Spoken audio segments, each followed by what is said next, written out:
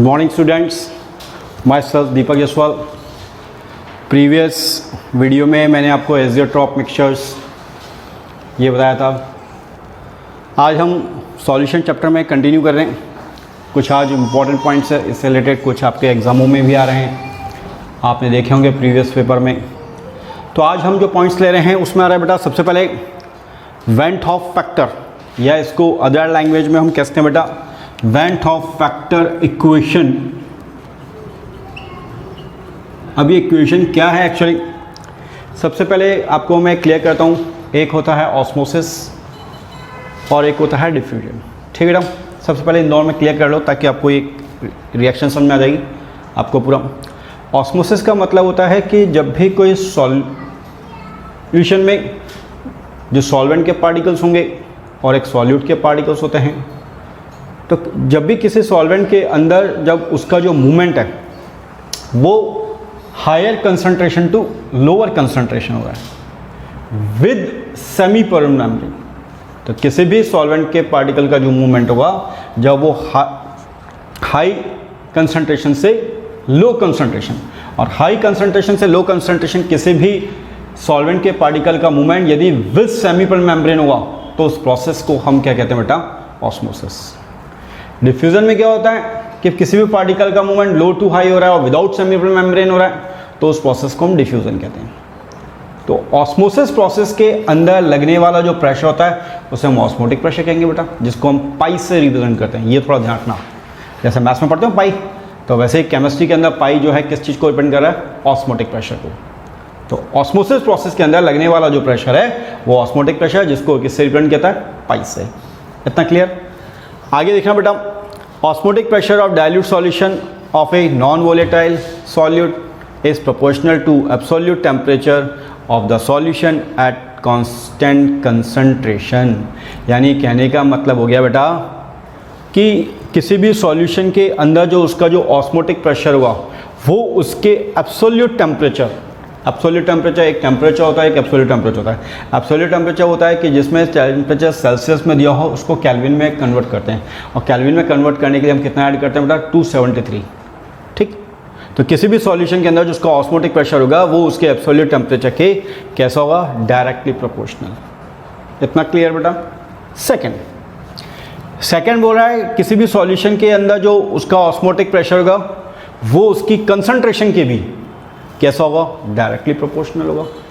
Absolute temperature भी उसके solution के अंदर जो ऑस्मोटिक प्रेशर उसके डायरेक्ट प्रोपोर्शनल है, और किसी भी सॉल्यूशन के अंदर जो उसका ऑस्मोटिक प्रेशर हो उसकी कंसंट्रेशन के भी क्या होगा, डायरेक्टली प्रोपोर्शनल है। तो इक्वेशन फर्स्ट और इक्वेशन सेकंड हमने लिखी हुई बेटा। ठीक, दोनों इक्वेशन को हम ऐड करने पर क्या बनता है, LH = RHS पाई, इसका मल्टीप्लाई इसके साथ, तो pi directly proportional CT, C for concentration, ये थोड़ा ध्यान रखना बेटा, और T for absolute temperature, temperature नहीं एब्सोल्यूट टेम्परेचर। डायरेक्टली प्रोपोर्शनल का निशान आता है तो ऑलवेज इक्वल टू का निशान होता है, और वहाँ पे कांस्टेंट यूज़ किया गया है R यूनिवर्सल गैस कांस्टेंट, ये आपने 11th में पढ़ ही रखा है बेटा आप लोगों ने। ठीक, अब क्या हो जाएगा, you know very well, C = 1/V, और C = 1/ जो V है वो किसको रिप्रेजेंट कर रहा है बेटा, आपके वेन हॉफ फैक्टर। और वेन हॉफ फैक्टर में वो किस चीज़ को रिप्रेजेंट करेगा बेटा, वेन हॉफ इक्वेशन को। यानी कुल मिला के बात क्या हो रही है बेटा, पाई डायरेक्टली प्रोपोर्शनल C/T, इन दो की ये डायरेक्टली प्रोपोर्शनल है ऑस्मोटिक प्रेशर, कंसंट्रेशन और एब्सोल्यूट टेम्परेचर के। ये निशान बेटा = आ गया बेटा, एक real gas constant R, C for concentration, T for absolute temperature, you know very well, pi = C 1/V, और यही हमें प्रूव करना है। यानी कहने का मतलब हो गया किसी भी सॉल्यूशन के अंदर जो उसकी कंसंट्रेशन होगी वो उसकी वॉल्यूम के कैसे होगी, अपॉन में होगी। तो कहने का मतलब हो गया कि ये जो इक्वेशन है ये इक्वेशन किसको रिप्रेजेंट करती है, वेन हॉफ इक्वेशन। तो ये इंपॉर्टेंट पॉइंट है, इससे रिलेटेड क्वेश्चन आ सकता है बेटा। नेक्स्ट है, आज मैं आपको एक और बता रहा हूँ, आइडियल सॉल्यूशन और एक नॉन आइडियल सॉल्यूशन। सबसे पहले आइडियल और नॉन आइडियल सॉल्यूशन एक्चुअली होता क्या है, सबसे पहले मैं आपको क्लियर कर दूं। Raoult law, Raoult law actually है क्या, vapour pressure of a volatile components are solution is proportional to mole fraction of that component in the solution. यूनिवेरियल आपको मैंने बताया था बेटा प्रीवियस वीडियो में कि एक सॉल्यूशन के अंदर दो कंपोनेंट होते हैं, एक सॉल्यूट होता है और एक सॉल्वेंट होता है, ठीक बेटा। तो जब किसी सॉल्यूशन के अंदर जब हम वोलेटाइल कंपोनेंट जब उसके अंदर मिक्स करते हैं, ठीक, तो मिक्स किया और मिक्स करने के बाद जो भी कंपोनेंट होगा, चाहे आपने सॉल्यूट लिया हो चाहे सॉल्वेंट होगा, वो उसके मोल फ्रैक्शनल के कैसा होगा बेटा, डायरेक्टली प्रोपोर्शनल होगा। आपको प्रीवियस वीडियो में मोल फ्रैक्शन क्या है ये मैंने क्लियर किया था, ठीक। एक बार समझ लो, किसी भी सॉल्यूशन के अंदर यदि हम वोलेटाइल कंपोनेंट यदि ऐड करते हैं तो वो जो वोलेटाइल कंपोनेंट होगा वो उसके मोल फ्रैक्शन ऑफ सॉल्यूट और मोल फ्रैक्शन ऑफ सॉल्वेंट के डायरेक्टली प्रोपोर्शनल होगा। पर कैसे होता है सर, ये मैं आपको क्लियर करता हूँ बेटा, ध्यान से देखना। सबसे पहले आइडियल सॉल्यूशन किस चीज़ को डिपेंड करता है, राउट लॉ को। तो जो राउट लॉ को फॉलो कर रहा है इट मीन्स वो कैसा सॉल्यूशन कहलाएगा बेटा, आइडियल सॉल्यूशन, ठीक। अब इसका मीन क्या मतलब निकला, यूनिवेरियल P for pressure, A for component of solute is directly proportional mole fraction of solute. एक बार समझो, P फॉर प्रेशर और A फॉर सॉल्यूट, तो किसी भी सॉल्यूट का जो प्रेशर होगा वो उसके मोल फ्रैक्शन ऑफ सॉल्यूट के डायरेक्टली प्रोपोर्शनल होगा। अदर लैंग्वेज में हम देखें तो उसको यूँ लिख सकते हैं, PA ये निशान हटेगा directly proportional is equal to, और वहाँ पे आ गया PA डिग्री का इट मीन्स वेपर प्रेशर, किसके डायरेक्टली प्रोपोर्शनल होगा, मोल फ्रैक्शन ऑफ सॉल्यूट के, ठीक। दूसरा हम कंडीशन देखते हैं नॉन आइडियल सॉल्यूशन में बेटा। नॉन आइडियल सॉल्यूशन जो राउट लॉ को फॉलो नहीं कर रहा है, क्योंकि ओबे में हमने बोला जो राउट लॉ को फॉलो करेगा वो किस टाइप का सॉल्यूशन कहलाएगा बेटा, आइडियल, और जो नहीं करेगा वो क्या कहलाएगा, नॉन आइडियल। पर नहीं कर रहा इट मीन्स, कहने का मतलब हो गया PA greater than PA not XA, यानी कहने का मतलब हो गया कि जो प्रेशर ऑफ जो सॉल्यूट है वो ज़्यादा होगा किसके, मोल फ्रैक्शन ऑफ सॉल्यूट के। तो वो जो होगा वो किसको डिपेंड करेगा, नॉन आइडियल सॉल्यूशन को। तो ये सॉल्यूट के लिए हो गया, ये भी सॉल्यूट के लिए हो गया, ये सॉल्वेंट के लिए गया। मैंने आपको बताया एक सॉल्यूशन का दो कंपोनेंट होता है, एक सॉल्यूट और एक सॉल्वेंट। तो ए सॉल्यूट को डिपेंड करेगा, बी सॉल्वेंट को डिपेंड करेगा। तो ये किसी भी सॉल्यूशन का जो प्रेशर होगा उसके अंदर सॉल्वेंट का जो प्रेशर होगा वो उसके क्या होगा, डायरेक्टली प्रोपोर्शनल, ओके। तो यानी इसकी जो वैल्यू है वो इन दोनों की वैल्यू के कंपेयर ज़्यादा होगी। ये थोड़ा मैंने गलत लिख दिया था, यहाँ पे आ जाएगा, ठीक। तो यानी इसमें सॉल्यूट की वैल्यू ज़्यादा है इसके कंपेयर, इसमें सॉल्वेंट की वैल्यू है इसके कंपेयर। सेकंड पॉइंट हम देखें तो delta H mix is equal to 0। Delta H mix is equal to 0 मतलब मिक्स फॉर सॉल्यूशन, सॉल्यूशन के दो कंपोनेंट होते हैं, एक सॉल्यूट और एक सॉल्वेंट। तो कहने का मतलब क्या, आपने 11th में पढ़ा हुआ है कि एंथैल्पी होती है, you know very well. Enthalpy को कौन फॉर्मूला बताएगा, एक बार मैं आपको क्लियर करता हूँ, H is equal to U plus PV। H for enthalpy, U for internal energy, P for उस सिस्टम के अंदर जो प्रेशर है, और V फॉर वॉल्यूम। तो किसी भी सिस्टम के अंदर जो प्रेशर और वॉल्यूम का जो प्रोडक्ट होगा वो उसकी इंटरनल एनर्जी के सम के और एंथैल्पी के ऑलवेज इक्वल होता है, ठीक है। तो ये एंथैल्पी को रिप्रेजेंट करता है। तो एंथैल्पी में क्या लिखा है आपने, delta H mix equal to 0। It means किसी भी सॉल्यूशन को बनाने के लिए जो एंथैल्पी जो होगी, जब वो एंथैल्पी का जो फॉर्मेशन होगा किसी भी सॉल्यूशन में, जब एंथैल्पी का फॉर्मेशन होगा तो उसमें चेंज होगा, क्योंकि अपन ने क्या लिखा बेटा, delta H mix is equal to 0। इसका अपोजिट देखें तो there is no change in enthalpy in formation solution. किसी भी सॉल्यूशन को बनाने के लिए उसकी एंथैल्पी में किसी भी टाइप का कोई चेंजेस नहीं होगा, क्यों, क्योंकि अपन ने क्या लिखा बेटा, delta mix is equal to 0, ठीक। तीसरा पॉइंट आता है जो वॉल्यूम होगा वो भी इक्वल टू 0 है। तो क्या लिखा बेटा अपन ने, delta mix is equal to 0, या अदर लैंग्वेज में इसको हम यूँ भी लिख सकते हैं आपको नॉलेज के लिए, VA equal to VA plus VB, यानी शॉर्ट वे में बात करें तो delta V is equal to 0।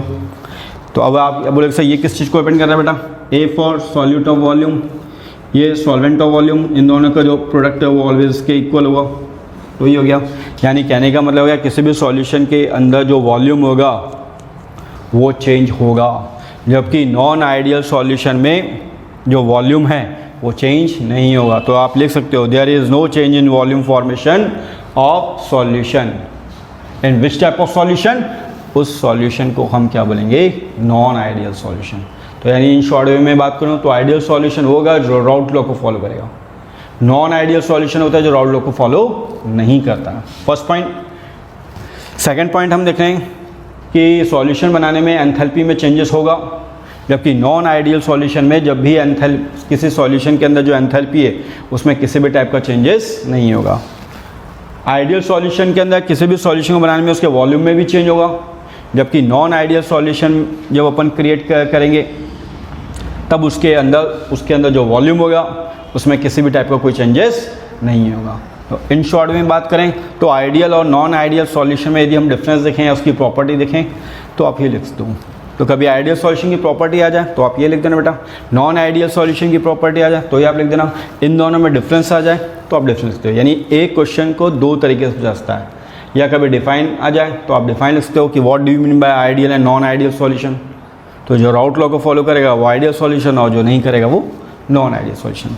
तो एक क्वेश्चन ये भी है बेटा जो आ सकता है 1 मार्क्स में या 2 मार्क्स के अकॉर्डिंग, ठीक। तो इम्पॉर्टेंट क्वेश्चन है, एक बार इसको भी आप रीड कर लेना, ठीक। नेक्स्ट एक और क्वेश्चन बनता है बेटा जिसको हम कह रहे हैं वेंट ऑफ फैक्टर। ये आपकी वेंट ऑफ इक्वेशन है और जबकि वेंट ऑफ फैक्टर है, ठीक। अब एक्चुअली वेंट ऑफ फैक्टर को रिप्रेजेंट क्या करता है और ये हमें क्या चीज़ को डिनोट कर रहा है? वेंट ऑफ फैक्टर को सबसे पहले एक साइंटिस्ट हैं जिनका नाम है वेंट हॉफ, उन्हें वेंट ऑफ फैक्टर को किससे रिप्रेजेंट किया बेटा? आई से। तो आई जो है वो किस चीज़ को इंट्रोड्यूस कर रहा है? वेंट ऑफ फैक्टर को। पहली बात तो ये बेटा। अब ये होता क्या है एक्चुअली, क्या होता है इसका? मैंने आपको डिफाइन लिखी है, the ratio of the observed value of colligative property to the theoretical value of colligative property. यानी कहने का मतलब हो गया i is equal to normal molar mass upon observed molar mass. अभी एक्चुअली है क्या सर ये? देखते हैं हम जब भी हम प्रैक्टिकल करते हैं तो एक थ्योरेटिकल वैल्यू होती है और एक क्या होती है बेटा? एक्सपेरिमेंटल वैल्यू होती है। थ्योरेटिकल वैल्यू हमें गिवन होती है और एक्सपेरिमेंटल हमें फाइंड आउट होती है। जैसे मैथ्स में हम देखते हैं कि जैसे 3 डिजिट दे रखी है तो चौथे डिजिट हमें फाइंड करनी होती है, तो यहाँ भी ऐसी है। आपको एक मोलर मास आपको गिवन होगा और दूसरा मोलर मास जो आपको फाइंड करना होगा प्रैक्टिकल के अकॉर्डिंग वो आपका क्या रहेगा? ऑब्जर्व्ड मोलर मास। तो नॉर्मल मोलर मास और ऑब्जर्व्ड मोलर मास का जो रेशियो है बेटा वो किस चीज़ को रिप्रेजेंट करेगा? आई। और I means went Hoff factor, ठीक।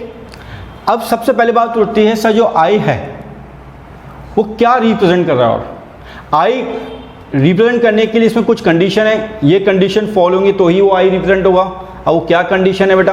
देखना, यदि मैंने लिखा है आई इज इक्वल टू 1 तो जो भी पार्टिकल है सॉल्यूट के ना तो उनमें एसोसिएशन होगा और ना ही डिसोसिएशन होगा। अब हो सकता है किसी स्टूडेंट्स को डाउट हो sir what do you mean by association और what do you mean by dissociation, ये भी मैं क्लियर कर देता हूँ, पहले आप इसको समझ लो बेटा। तो आई इज इक्वल टू 1 यानी सॉल्यूट पार्टिकल का ना तो एसोसिएशन होगा और ना डिसोसिएशन होगा। सेकेंड दे रखा है आई जो है ग्रेटर देन 1 यानी आई जो है वो बड़ा है किसके कंपेयर 1, तो उसमें सॉल्यूट पार्टिकल का सिर्फ क्या होगा? एसोसिएशन। यदि आई छोटा है 1 के कंपेयर तो जितने भी सॉल्यूट पार्टिकल है उनका डिसोसिएशन होगा, ठीक। ये तीनों कंडीशन होगी तभी वो आई को रिप्रेजेंट करेगा और i it means van't Hoff factor. अब बात उठती है सर एसोसिएशन और डिसोसिएशन होता क्या है? सुनो बेटा ध्यान से डायग्रामेटिकल के अकॉर्डिंग। एसोसिएशन का मतलब बेटा कि ये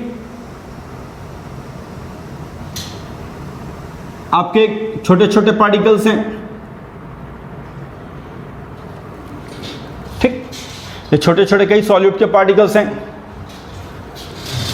ये मिलके फॉर्मेशन कर रहे हैं एक बड़े पार्टिकल्स का। तो छोटे छोटे पार्टिकल मिलके एक बड़े पार्टिकल्स का फॉर्मेशन कर देते हैं। इट मीन्स वहां जो प्रोसेस होगी उस प्रोसेस को हम क्या कहेंगे?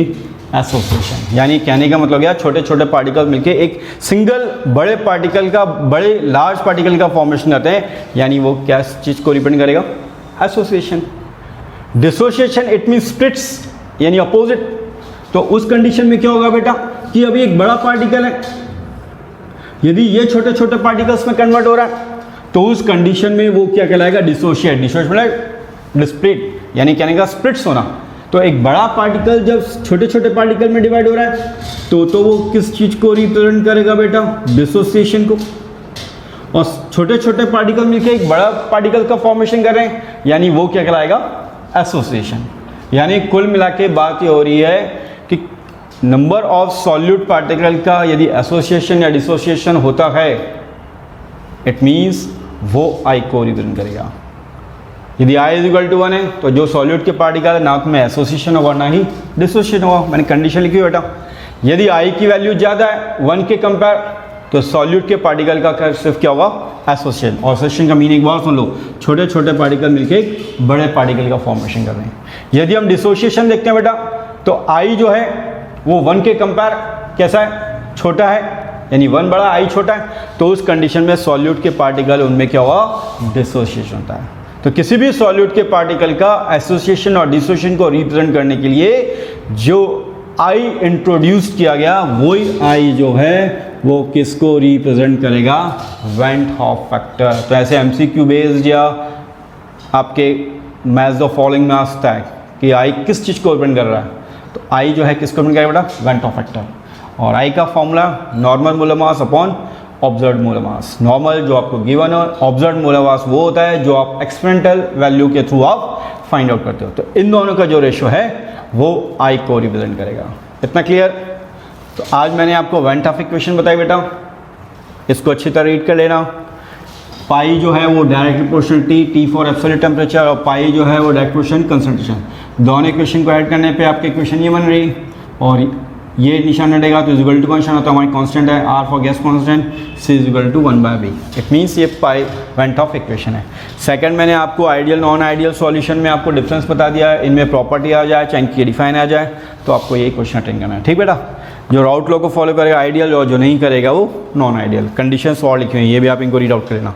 नेक्स्ट लास्ट प्रॉपर्टी मैंने आता है went Hoff factor. Went Hoff factor it means I से डिपेंड कर रहा है बेटा। फॉर्मूला में लिखा है i is equal to normal molar mass upon observed molar mass. Normal जो गिवन है, ऑब्जर्व जो आप प्रैक्टिकल वैल्यू के थ्रू जो वैल्यू फाइंड आउट करोगे वो ऑब्जर्व कहलाएगी। आई के लिए क्या क्या कंडीशन है? Association dissociation is equal to, यदि आई इज इक्वल टू 1 है तो ना तो उसका एसोसिएशन होगा पार्टिकल का सॉल्यूट का, और ना ही डिसोसिएशन। आई की वैल्यू बड़ी है 1 तो एसोसिएशन हो जाएगा सॉल्यूट पार्टिकल का। यदि आई की वैल्यू कम है 1 के कंपेयर तो सॉल्यूट के पार्टिकल का डिसोसिएशन। एसोसिएशन डिसोसिएशन में एक बार और लास्ट में समझ लो, छोटे छोटे पार्टिकल मिलकर एक बड़े पार्टिकल का फॉर्मेशन करें तो एसोसिएट, इट मीन्स कंबाइंड हो रहे हैं। डिसोसिएट मतलब एक बड़ा पार्टिकल है छोटे छोटे पार्टिकल्स में डिवाइड हो रहा है, इट मीन्स वो डिसोसिएशन। यानी कुल मिला के पूरा आई जो है वो एसोसिएशन और डिसोसिएशन पार्टिकल पे डिपेंड करता है। तो किसी भी सॉलिड पार्टिकल का ये दोनों कंडीशन को रिप्रेजेंट करना ही क्या कहलाएगा? वेंट ऑफ फैक्टर कहलाएगा। ठीक, इतना क्लियर? तो आज अपन ने पढ़े वेंट ऑफ इक्वेशन, एक आपका आइडियल नॉन आइडियल सॉल्यूशन, और एक आपने वेंट ऑफ इक्वेशन और वेंट ऑफ फैक्टर। ठीक, किसी भी स्टूडेंट्स को डाउट हो तो वो आप कमेंट बॉक्स में करता है। और एक मेरी बात ध्यान सुनना, जब भी आपको कोई डाउट हो तो आप कमेंट बॉक्स में करो और पूरा वीडियो देखो, क्योंकि आपके एग्ज़ाम पास में आने वाले हैं। यदि एमपी बोर्ड स्टूडेंट हैं तो उनका एग्ज़ाम अभी नियरेस्ट है, तो वो भी इस चीज़ को ध्यान से पढ़ें और इनसे रिलेटेड क्वेश्चन ज़रूर आता है। और प्लीज़ चैनल को आप सब्सक्राइब जरूर कीजिए। ठीक है, थैंक यू।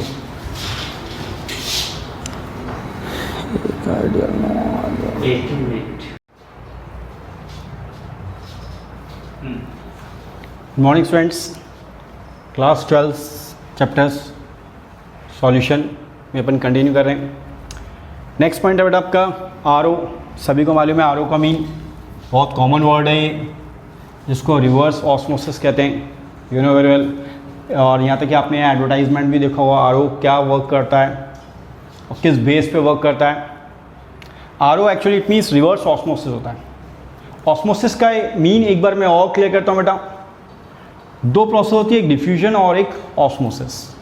डिफ्यूजन में किसी भी पार्टिकल का मूवमेंट हाई टू लो हो रहा है विदाउट सेमीपरमेम्ब्रेन मेम्ब्रेन, तो उस प्रोसेस को हम डिफ्यूजन कहते हैं।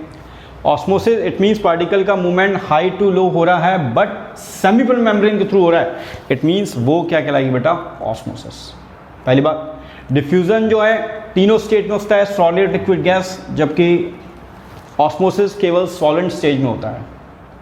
ठीक, डिफ्यूजन के अंदर जो प्रेशर लगेगा उसको डिफ्यूजन प्रेशर कहेंगे, जबकि ऑस्मोसिस के अंदर जो प्रेशर क्रिएट होगा उसको ऑस्मोटिक प्रेशर।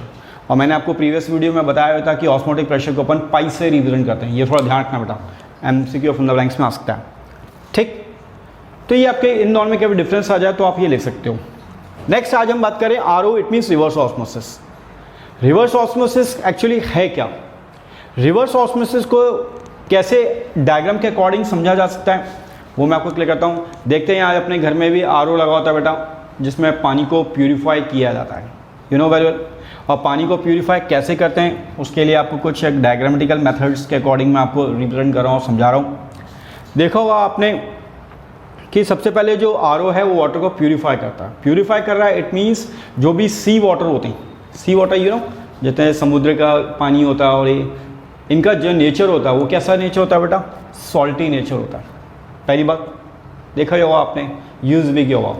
तो इनका जो नेचर है कैसा? सॉल्टी नेचर है। तो आपके पास ये कंटेनर है, दिख ही रहा है, ठीक। इस कंटेनर के अंदर आपने पूरा एक्सप्लेन करता हूँ। ये ऊपर एक पिस्टन लगा रखा है, पिस्टन यू नो जिसके थ्रू इस पूरे कंटेनर पे हम प्रेशर अप्लाई करेंगे, ठीक बेटा। इस कंटेनर के दो पार्ट कर रखे हैं, दो पार्ट कर रखे हैं, इट मीन्स एक पार्ट ये है और एक पार्ट ये है। एक पार्ट में सी वाटर लिया हुआ है बेटा, ठीक। इसको सेपरेट करने के लिए अभी मैंने बताया ऑस्मोसिस प्रोसेस में SPM की जरूरत पड़ती है। SPM का एक बार फुल फॉर्म भी लिख देता हूँ ताकि आप लोगों को याद रहे, जिसको हम कहते हैं बेटा सेमी परमिएबल मेम्ब्रेन। ये एक ऐसी मेम्ब्रेन है जो सॉल्यूट और सॉल्वेंट के पार्टिकल को सेपरेट करने का वर्क करती है, ठीक, जिसको कहते हैं सेमी मेम्ब्रेन। फॉर एग्जांपल हमारी स्किन सेमी मेम्ब्रेन है, इसमें सॉल्यूट के पार्टिकल तो इजीली मूव नहीं करते पर सॉल्वेंट के पार्टिकल इजीली मूव करते हैं। हाफ पार्टिकल मूव कर रहे हैं इसलिए इसको सेमी परमिएबल मेम्ब्रेन कह रहे हैं शॉर्ट फॉर्म में, इसको आप SPM भी कहते हो। तो ये सेमी परमिएबल मेम्ब्रेन आपने इसमें लगा रखी। ये आपका सी वाटर है, पिस्टन के थ्रू इस पर हम प्रेशर अप्लाई करेंगे। तो उस कंडीशन में क्या होगा, जैसे पिस्टन के थ्रू प्रेशर अप्लाई करोगे तो सी वाटर जो है इसके अंदर डिफरेंट टाइप के सॉल्ट्स होंगे, यू नो वेल, अभी मैंने आपको बताया इम्प्योरिटीज़ भी होगी।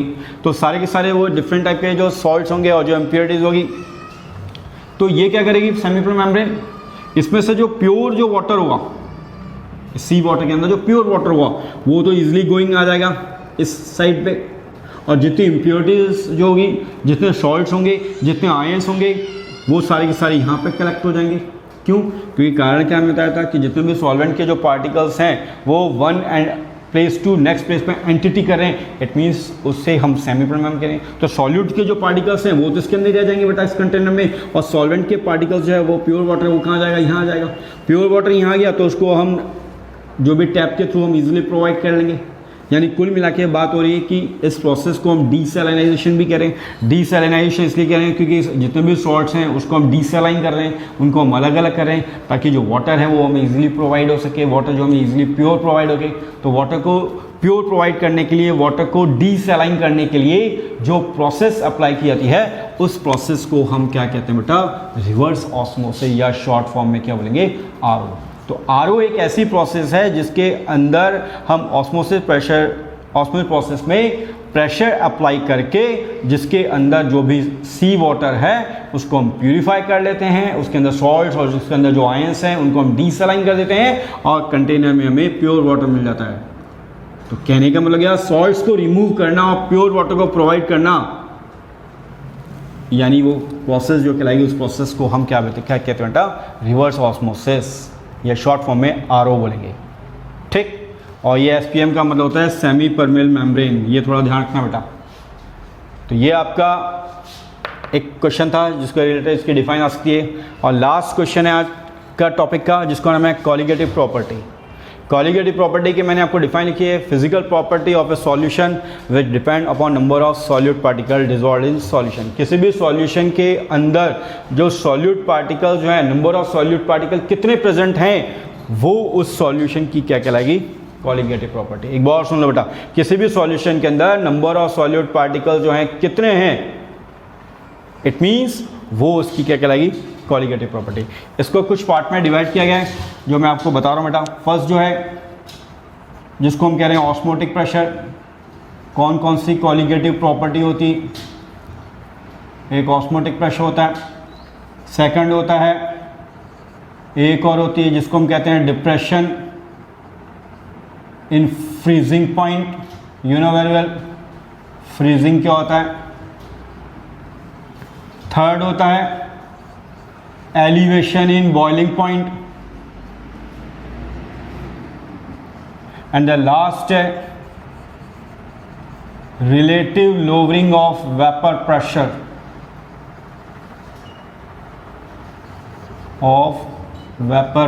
तो how many types of colligative property? 4। पहली आ रही है osmotic pressure, second depression freezing point, third है एलिवेशन बॉइलिंग पॉइंट और relative lowering of vapour pressure. तो ये चारों क्या कहलाएगी बेटा? Colligative property. तो एक बार समझ लो इसकी define. Physical property of solution will depend upon number of solute particle. किसी भी सॉल्यूशन की जो फिजिकल प्रॉपर्टी है वो किस चीज़ पर डिपेंड करती है कि उसके अंदर नंबर ऑफ सॉल्यूट पार्टिकल कितने डिजॉल्व हैं। तो नंबर ऑफ सॉल्यूट पार्टिकल जितने भी होंगे सॉल्यूशन में वो उसकी फिजिकल प्रॉपर्टी जो कहलाएगी, उस फिजिकल प्रॉपर्टी को हम क्या बोलेंगे?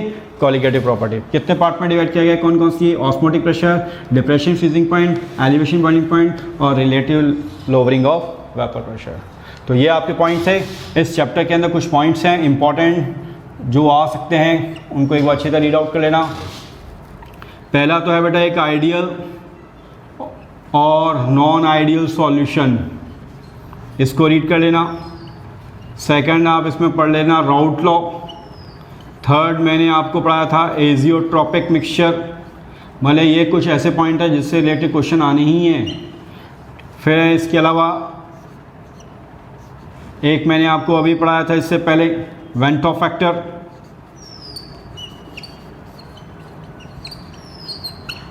नेक्स्ट आपका concentration of terms in solution, molarity, और ये मैंने आपको बताया था टर्म इन सॉल्यूशन। इनसे रिलेटेड क्वेश्चन जरूर आएंगे। एंड देन लास्ट आ रहा है आपका क्लासिफिकेशन ऑफ सॉल्यूशन। तो ये कुछ पॉइंट हैं जिससे रिलेटेड क्वेश्चन आते हैं, इनको आप एग्ज़ाम में कर लेना। तो आपका जो भी मार्क्स का ये चैप्टर हुआ बोर्ड एग्ज़ाम पैटर्न के अकॉर्डिंग, तो उनमें से ही क्वेश्चंस आ जाएंगे। ठीक, इसको अच्छा रीड आउट कर लेना और जिसको भी कोई डाउट हो तो कमेंट बॉक्स में करता है। ठीक है, थैंक यू। चलो सर।